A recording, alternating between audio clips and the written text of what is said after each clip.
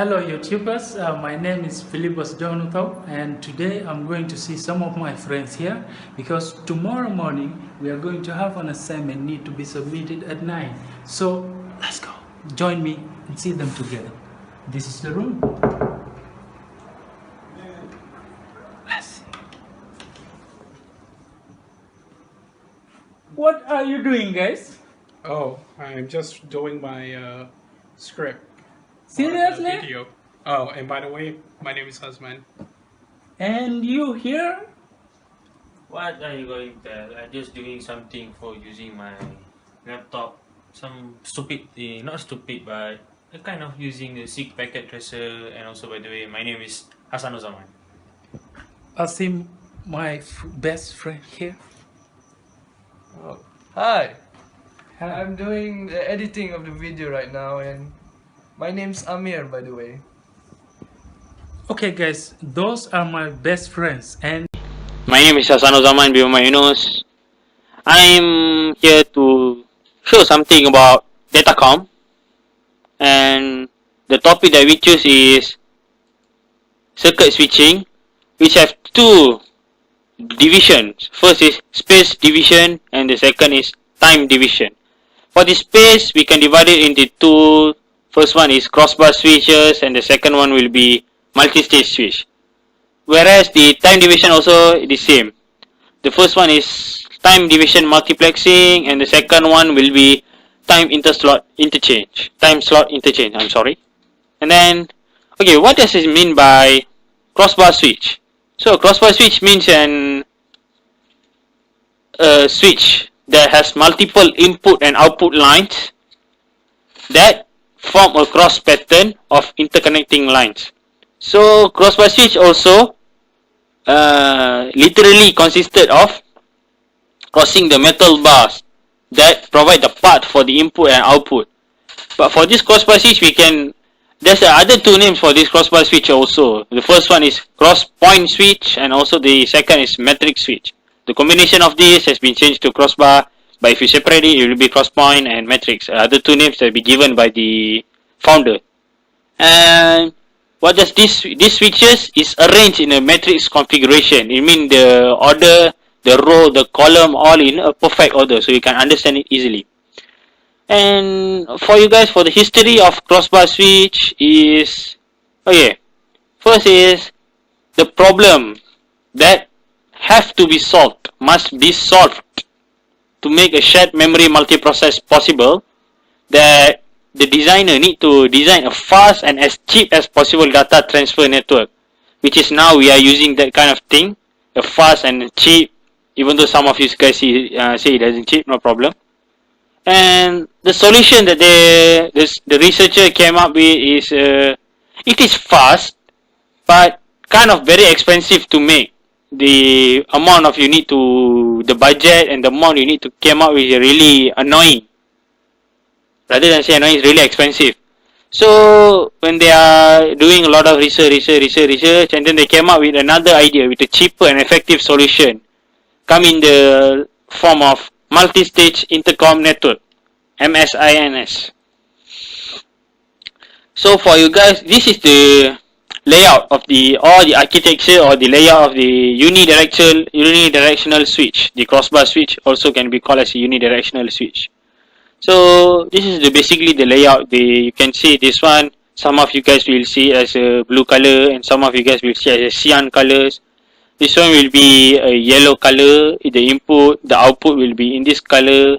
This one also the tri-state buffer. The tri-state buffer box is where the path will be crossing. Mean like if you from this box you can go to another box. So the tri-state buffer is the arrow that will be showing the crossing.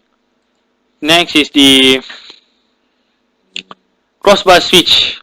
So basically this is the description or details for the layout that I just provide for you guys.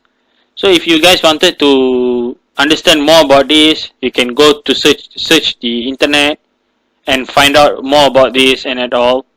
And okay, this one is some example that I'm planning to give you guys just in a image diagram.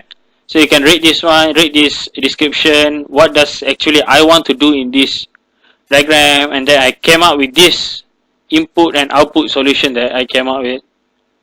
So if you guys still don't understand what you need understand after my explanation, you can go for YouTube and search. There's a lot of thing you can search in YouTube. You search crossbar switch and they will give a much more powerful explanation, or you can just continue search in reading form. It depends on you.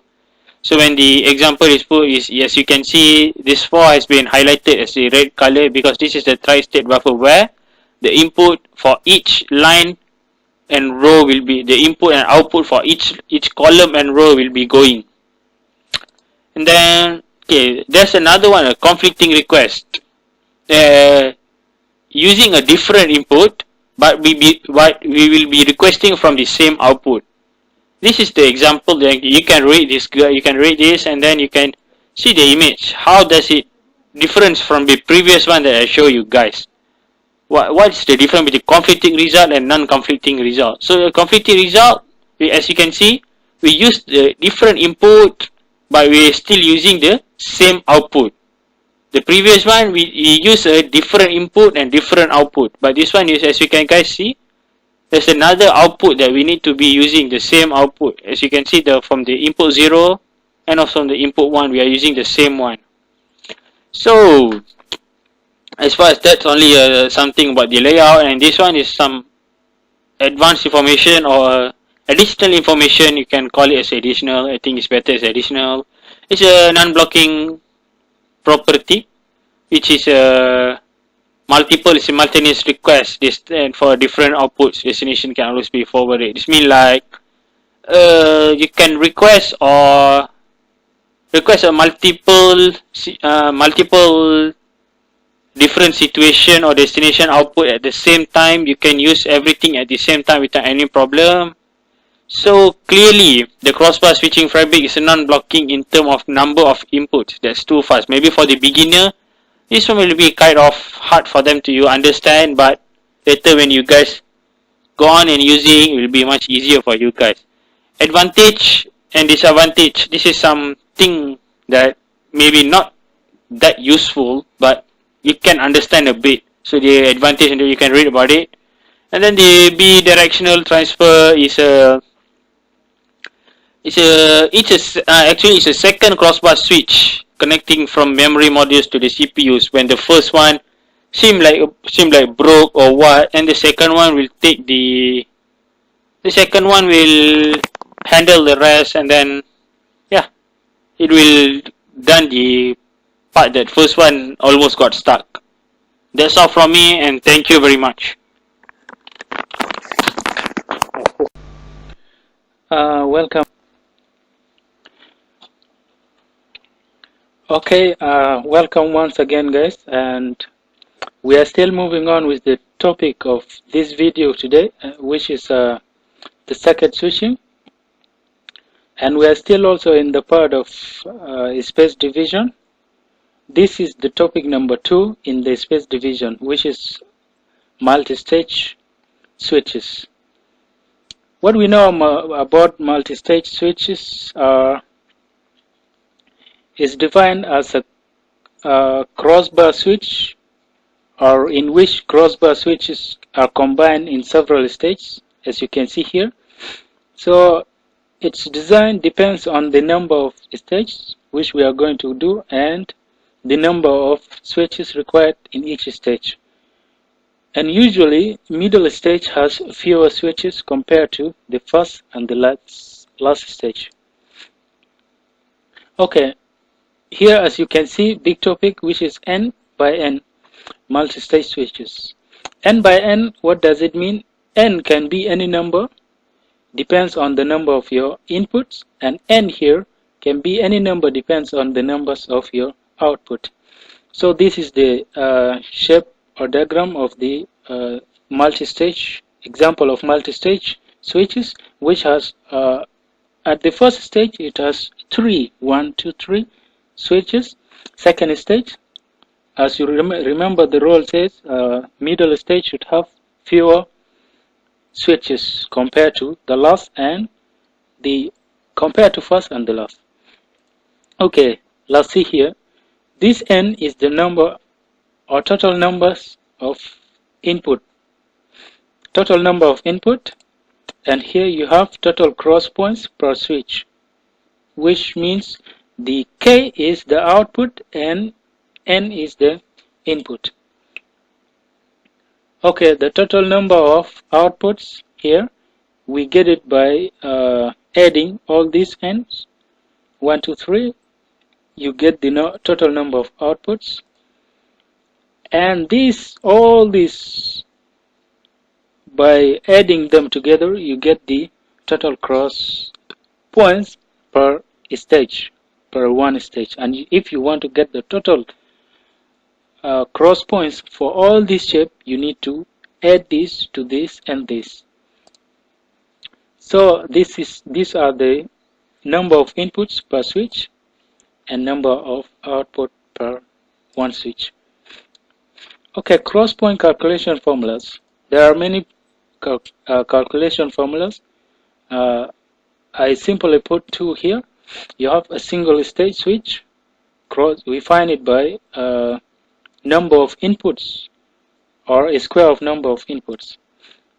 3 stage, which is well known and most used, are cross points. You have, as you can see, 2 times Kn plus K, total number of inputs over total number of inputs per one switch, power 2.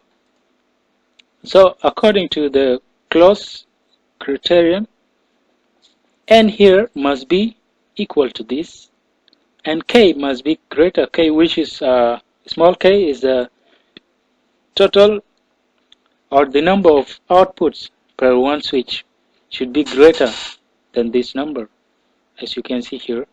So as we are moving on, let's take an example to make it clear. A space division or 3 switches has 15 inputs, 15 outputs. Stage 1 has 3, stage 2, 2 switches, and third stage has 3 switches. Okay, the question says how many cross points are needed to make all this, to make 15 by 15 3 multi-stage switch.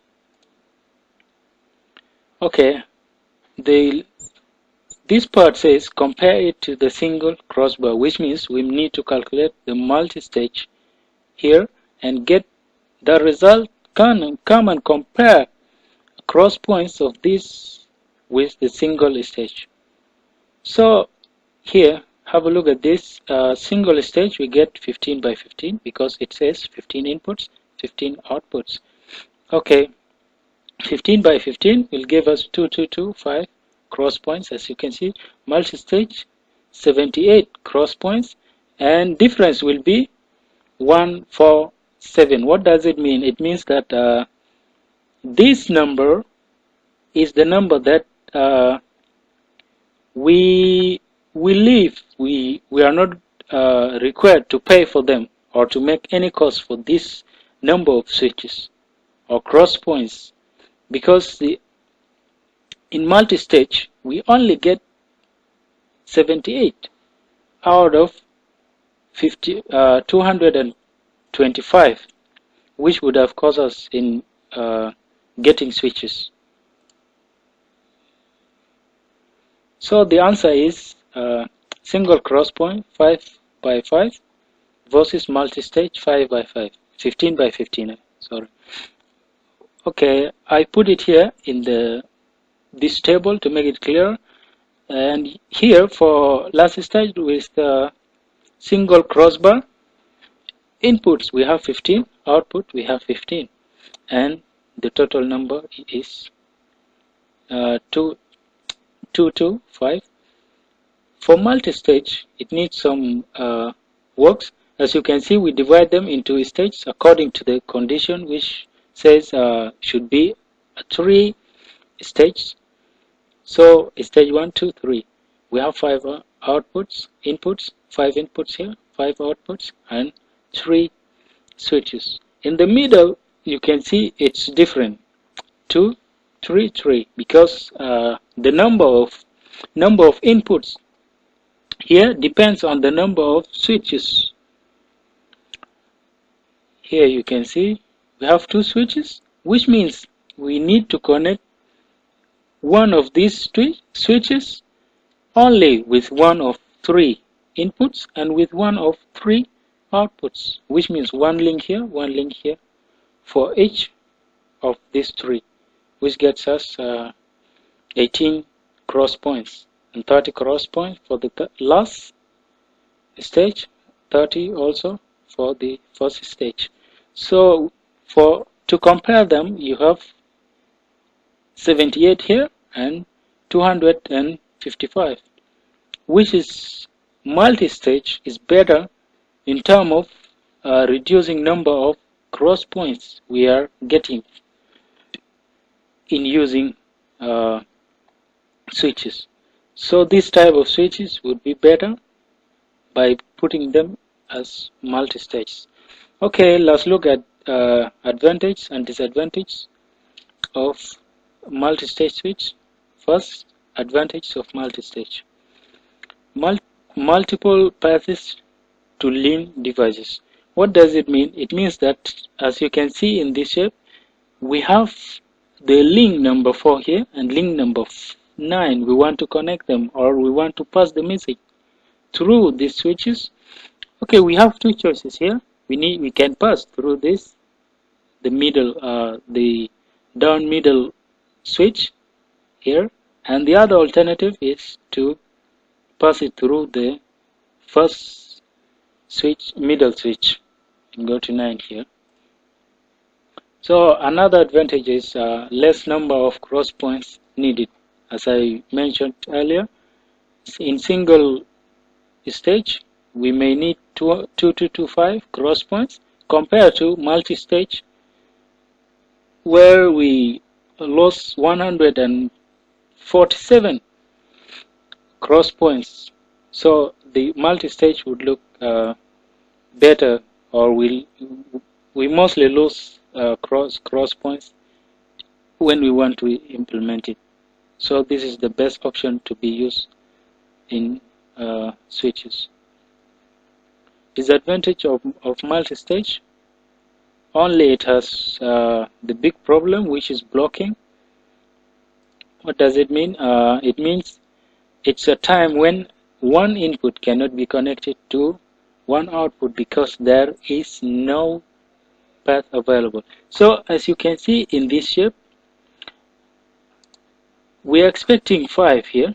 We have 5 inputs here, so we are supposed to get to connect 5 out here. So, but what we get is 2 out of 5 are connected, which means there are 3 blocked here. So 3 outputs are blocked here. This is where the blocking comes in here. Hello guys, my name is Hazman and I will be the final presentator for this presentation. In my part, I'll be talking about the time division multiplexing, which is known for its abbreviative term TDM. In my part, I shall separate my part into 3 parts which are known to be 1. The general idea of TDM, 2. Synchronized TDM, and 3. Statistical TDM. Moving on. Alright, first we need to know the general idea of TDM. Now, TDM is a digital process that allows several connections to share the high bandwidth of a link. This method is known to combine several low-rate channels into high-rate ones. So over here we could see in this side of the multiplexing channel are these 3 PCs which are transmitting data. And this side, on this side of the channel, where we could see the demultiplexing plane, we can see this side, so the PC, which will be known to receive data from the transmitting side. So So the data from each of these PCs will converge in one channel, and it will flow into a data flow all in one channel, and it will then separate itself when it reaches the demultiplexing phase. Now, MUX is known to be the multiplexing phase, and DMUX is the demultiplexing phase, where it separates the info to its respective PCs, to its respective receivers. Moving on, we also need to note that TDM in principle is a digital multiplexing technique. However, this does not mean that the sources cannot produce analog data, because analog data can be sampled, changed to digital data, and then multiplexed by using TDM. Moving on, TDM can be divided into two different schemes, which is known as synchronized TDM and statistical TDM. Synchronized TDM, in this scheme, the data flow of each input connection is divided into units, where each input occupies one input time slot. If an input time slot is t, if an input time slot is t per second, which is stated over here that t per second is equivalent to time slot, and n would be the number of connections, and t over n per second would be our output. Now, moving on. Over here in figure 6.13, we could see a synchronized time division multiplexing example. Moving on to this. And we're going to go back from the previous slide to this slide in order to correlate the information which is over here.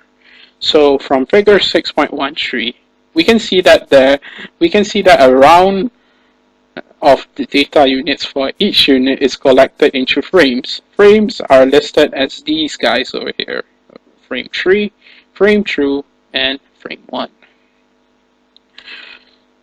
From the figure, we can see that it has 3 connections, which resulted in 3 time slots in each frame. So time slots are basically the C tree and the B tree and the A tree. So technically, the number of connection correlates to the number of time slots in each frame. So technically, we could say that if there are 3 T's over here, 3 time slots over here, there will be 3 time slots in each frame. If the duration of the input unit is t, which will be given over here in a real question, the duration of each slot is then, we could say, is t over n, which is n, as we seen from the previous slide, which is over here, is our number of connections. So over here we have 1, 2, and 3 connections altogether. So therefore, the duration of for each frame is t. So an important note we need to note is that in synchronized TDM, the data rate of the link is n times faster and the unit duration is n times shorter, and again being the number of connections which is in the synchronized time division multiplexing example. Alright, moving on to the question. We're going to see in figure 6.13, and we're going to have some questions from it. So in figure 6.13, the data rate of each input connection is 3 kilobytes per second. If 1 bit at a time is multiplexed, keep in mind a unit is 1 bit. What is the duration of each input slot, each output slot, and each frame? Okay, so question number 1 would be to get our input slot. The data rate of each input connection is 1 kilobyte per second. This means that the bit duration is 1 over 1,000 per 1,000 seconds, or 1 over a millisecond. 10 by the power of negative 3, which will also be known as a millisecond. The duration of the input time slot is and therefore the duration of the input time slot is 1 millisecond. So number 2, the each output slot. The duration of each output time slot is 1/3 of the input time slot. This means that the duration of output time slots is 1/3 a millisecond. A millisecond. And number 3 would be the duration of each frame. So each frame carries 3 output time slots. So the duration of a frame is 3 times 1/3 of a millisecond, or 1 millisecond. The duration of a frame is the same as the duration of an input unit. Alright then, kicking off where we left off, we shall now look at the TDM synchronized in the interleaving parts. TDM, we need to note that TDM can be visualized as 2 fast rotating switches, one on the multiplexing side and one on the demultiplexing side, the MUX side and the DMUX side. Both the switches are synchronized and rotate with the same speed but in opposite directions. So, what is interleaving? Well, to put it simple, imagine on the multiplexing side, as the switch opens in front of the connection sends a unit onto the path, and on the demultiplexing side, as the switch opens in the front of the connection, that connection receives a unit. And all of that process is known and called as the interleaving process. Moving on. Now, in this figure, it's a good example of an interleaving process. So remember that part what I say about switches rotating? Well, in this figure, it shows how it rotates. So technically, this switch will rotate and this switch will rotate. This is the MUX side and this is the DMUX side. It will rotate on the same speed, which is hence the name synchronized TDM, because the switches are rotating in a synchronized speed. Moving on. Empty slots. Now, and we need to know that in TDM, the synchronized scheme is not as efficient as it could be, because if the sources does not have a data to send, the corresponding slot in the output frame is empty. However, in statistical TDM, it can improve the efficiency by removing the empty slots in the frame, but we'll get to that part in a minute when we cross that bridge. So in this figure, we could see an examples of empty slots. Over here, we could see how in TDM synchronized phase, how it's not looking so good, because look at in each of these packet traces, we can see empty slots. This is one of the problems of synchronized TDM. Alright, moving on, we shall now enter data rate management. Another problem with TDM is how to handle disparity rates in the input data rates. Until now, we have assumed that the data rates of all input lines were the same. However, if the data rates are not the same, these strategies can be used, or a combination of them. These strategies are known as and are classified as data rate management, but it has been divided into 3 methods: multi-level multiplexing, multiple slot allocation, and pulse stuffing. Moving on. We shall now look at the multi-level multiplexing strategy. So this technique is used when the data rate of an input line is a multiple of others. So in this example over here, we could see that there are in total, originally there are 5 connections. Now each of the connections, 3 of the connections from the bottom are 40 kilobytes per second. However, the two connections from the top are 20 kilobytes per second. Now over here we could see there is a disparity rate. So in order to solve the disparity rate, multi-level multiplexing can be implemented, which basically combines these two connections into one, which in the end resulted in 1 kilobyte 40 kilobytes per second, which is the combination of each of the 20 kilobytes per second connection, and in resultant the disparity rate has been solved with all of the connections having the same value. Now, moving on to multiple slot allocation. Sometimes it is more efficient to allot more than one slot in a frame to a single input line. So, in multiple slot allocation, how it works is that from this example, we can see over here that there are originally 4 connection lines.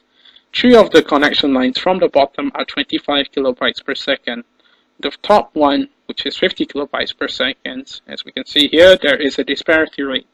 In order to fix it, we can use multiple slot allocation, which divides the 50 kilobytes per second into 2, and when you divide 50 into 2, you will get 25s. So therefore, 2 connections are made, which are each valued 25 kilobytes per second. So at the end of the day, you will have 5 connection lines, and each of them are valued to 25 kilobytes per second. Now moving on to our final strategy, pulse stuffing. So in the event of the sources not being multiple integers of each other, this solution will make the highest input data rate the dominant data rate, and then add dummy bits to the input lines with lower rates. So how this works is that, let's say over here, there are 3 connection rates. This one is 50 kilobytes per second, this one's 50 kilobytes per second, but this one is 46 kilobytes per second. Now we can't use the 2 pass methods because 1, we cannot divide this into 50, and we cannot add these 2's into 50, 46, and we cannot use the previous method, which is multi-level multiplexing, and we can't use this method, which is multiple slot allocation. Therefore, we have to use pulse stuffing. Now, pulse stuffing will, in resultant, follow the dominant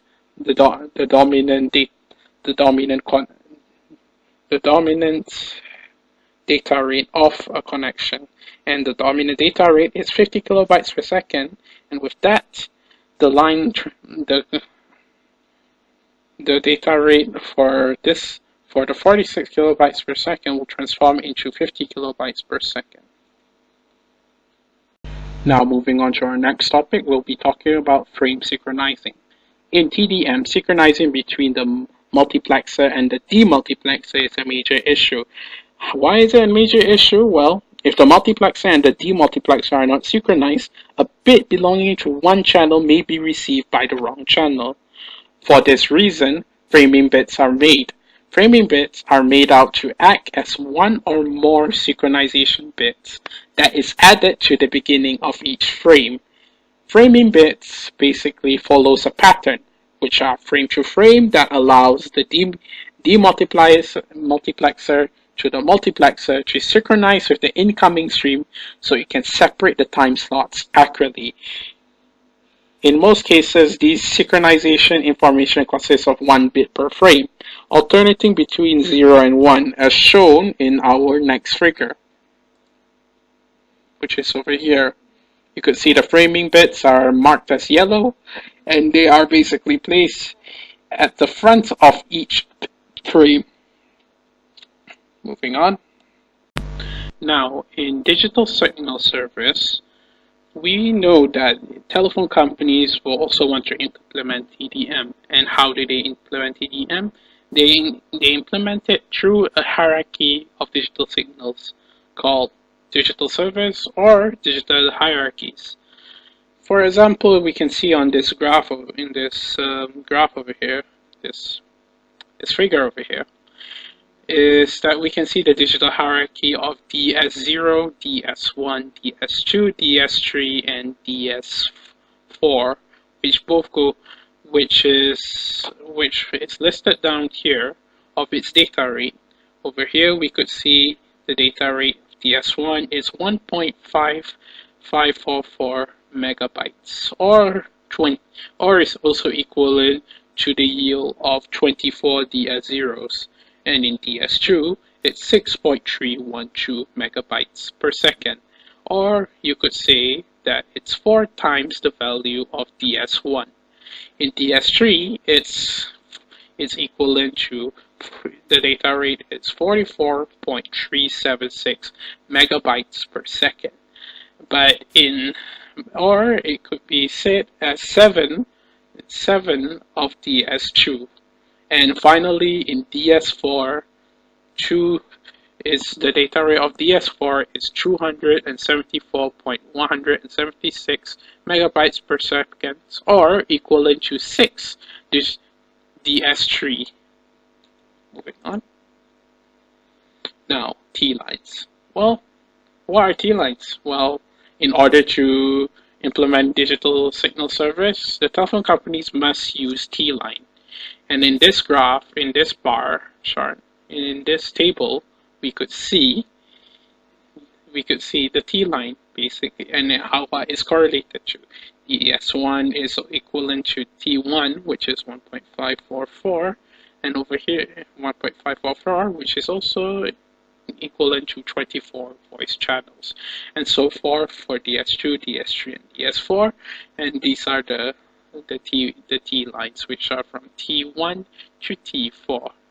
These are the lines with capacities precisely matched to the data rates of the DS1 to DS4 service.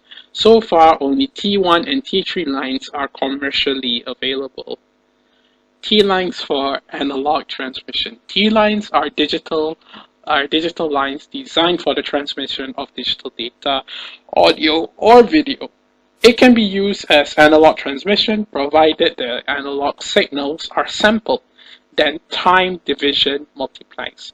T-lines can now combine channels. Now, in order to understand how about T-lines, imagine back in the old days where big executives on their office tables, they have many phones, and basically each phone is connected to one line, therefore one voice channel.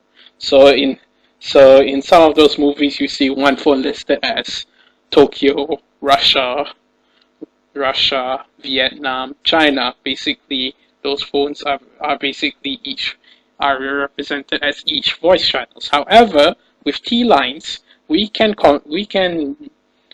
combine all those phones into one phone, which resulted into one phone having 24 voice channels.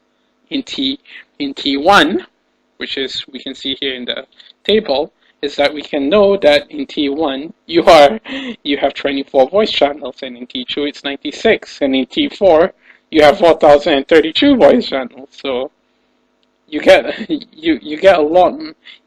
more right now in modern times. For each T line is more than just one voice channel. Okay, moving on. Now the T1 frame. As noted, DS1 requires 8 kilobytes per second of overhead. To understand how overhead is calculated, we must examine the format of a 24 voice channel frame. So T1 frame is known to have 24 voice channels.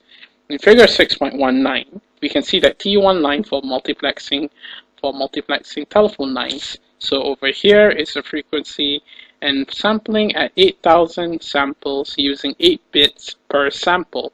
And over here we could see T1 line is 1.544 megabytes per second, which is also equivalent to 24 times 64 kilobytes per second plus 8 kilobytes per second overhead. Therefore, 8 kilobytes per second is known as your overhead.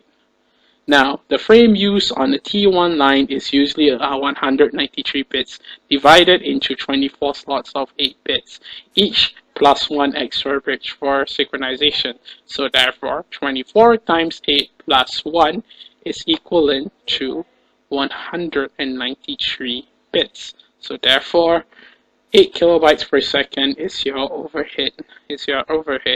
Now, what are E-lines? Well, simply put, they are European versions of T-lines. And now finally we shall be talking about statistical time division multiplexing. Now what makes statistical time division multiplexing different than synchronized time division multiplexing? Well, the slots are directly allocated to improve the bandwidth efficiency. Only when an input line has slots worth of data to send, it is given a slot in the output frame. And finally, the number of slots in each of the frame is less than the number of input lines. Now, looking through this figure over here, we can see the comparison between synchronized TDM and statistical TDM. Now, by looking at the synchronized TDM, we can see there are empty slots. But in statistical TDM, there is no empty slots due to the improvements in this part where the input line has slots worth of data to send. Only when an input line has slots worth of data to send, it is given slots in the output frame. With this reason, it manages to solve the problem of empty slots, and therefore making statistical TDM not having any empty slots. And another thing we need to notice is this part, the EDBs and the DBA. Now, a lot of people, some might look at it and say that these are actually bit frames. However, they are not bit frames. They are actually addressing bits, which will allocate each of these data after it pass the DMUX plane. It will immediately go to its proper address, which is given here. So in this part, an output slot in the synchronized TDM is totally occupied by data in statistical TDM. A slot needs to carry data as well as the address to the destination. So EDPs are actually addresses of where it's supposed to go. And therefore, that concludes my presentation on time division multiplexing. Good night. Hello and welcome back. My name is Amir, and I will be continuing this topic on circuit switching. I'll be explaining on the topic of time slot interchange.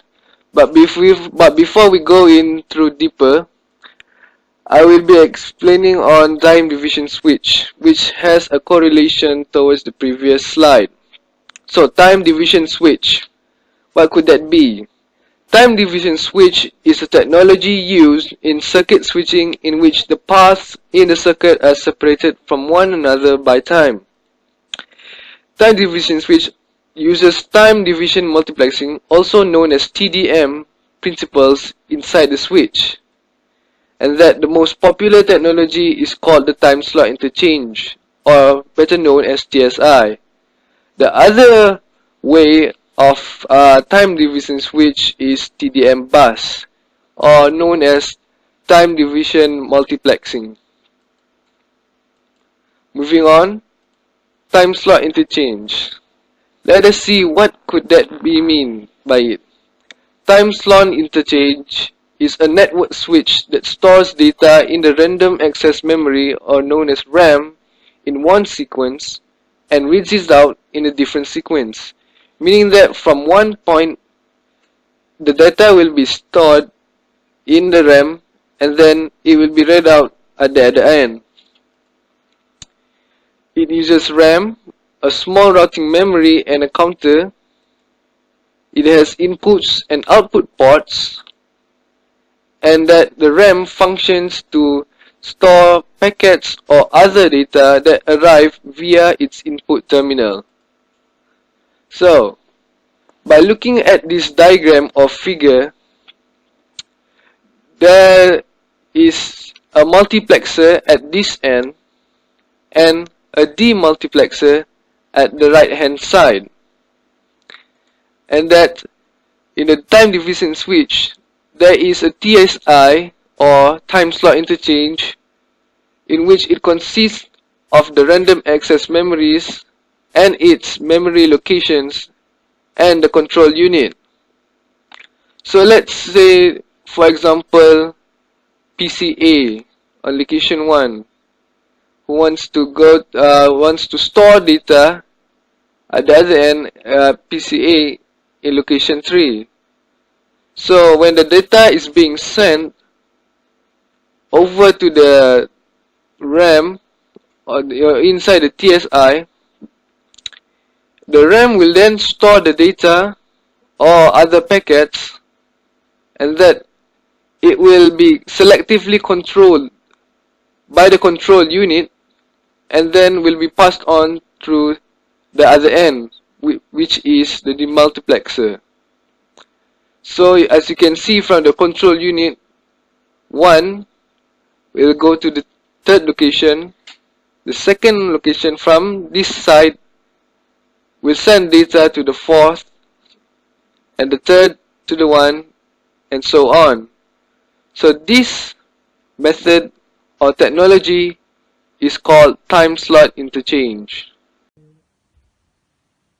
Okay, and guys, thank you for watching the video. I hope you guys enjoy, and don't forget to like, subscribe, and leave a comment so that we can improve better our explanation for the next video.